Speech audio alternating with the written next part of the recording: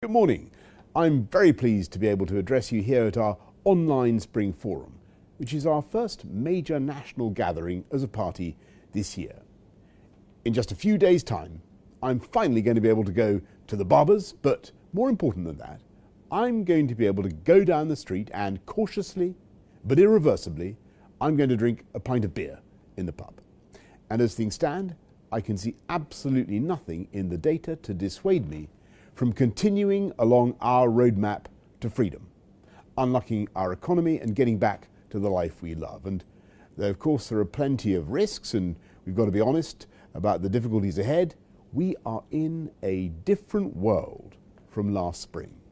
And that change is the result of one giant development: the fastest rollout of a vaccine this country has ever seen. And my friends, you know my reputation for tact and diplomacy, and I will make no comparisons with any other country. But when you go out campaigning in the giant electoral test on May the 6th in England, Scotland and Wales, for councils and mayors and police and crime commissioners, for parliamentarians, I hope, my fellow Conservatives, you will not hesitate to make this basic point about the incredible scientific breakthrough that we've just seen. Yes, government played a pretty big role: the vaccine task force, the bottling plants we helped to set up, the scientists we funded, and I renew my thanks and admiration for the incredible work of our NHS, our GPs, our nurses, our healthcare workers of all kinds. They're heroes, heroes, heroes. To say local council staff and volunteers and the army, so many thousands of others. But in the end, none of this would have been possible without the innovative genius and commercial might, and you know what I'm going to say, the might of the private sector, the free market economy. Because at the heart of this vaccine rollout, there is a huge and unmissable lesson about the need for private risk-taking, capitalist energy. Never forget that Labour not only voted to stay in the European Medicines Agency, oh yes they did, with what would have been incalculable consequences for our vaccine rollout, but they actually stood for election on a kind of weird plan, repudiated, to destroy the whole commercial basis of the British pharmaceutical industry. And that shows the fundamental difference between us.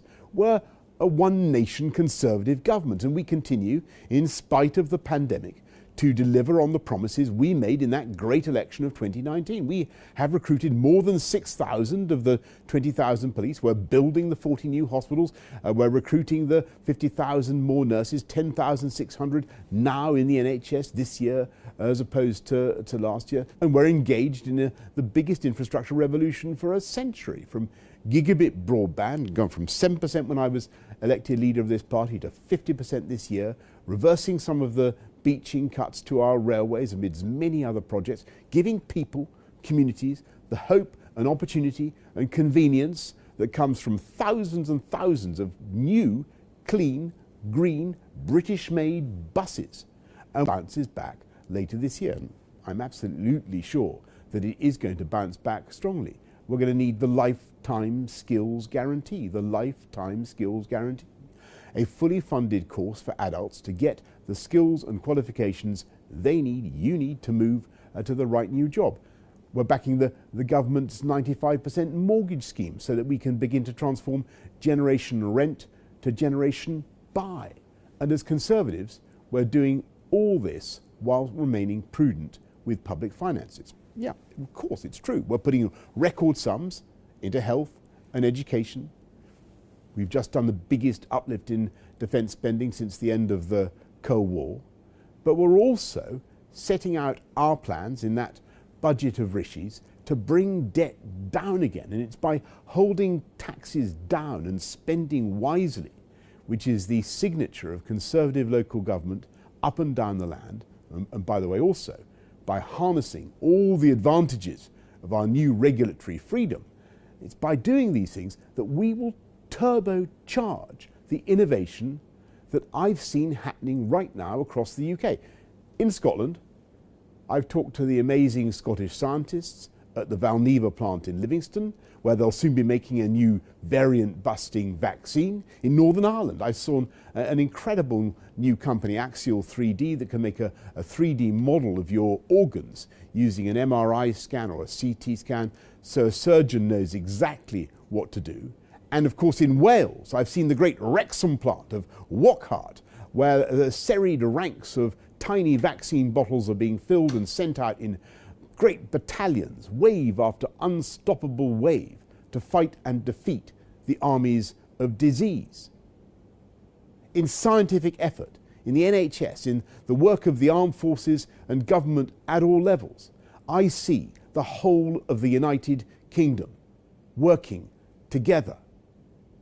And it seems incredible that on May the 6th we face this partnership and destroy forever the formula for British success.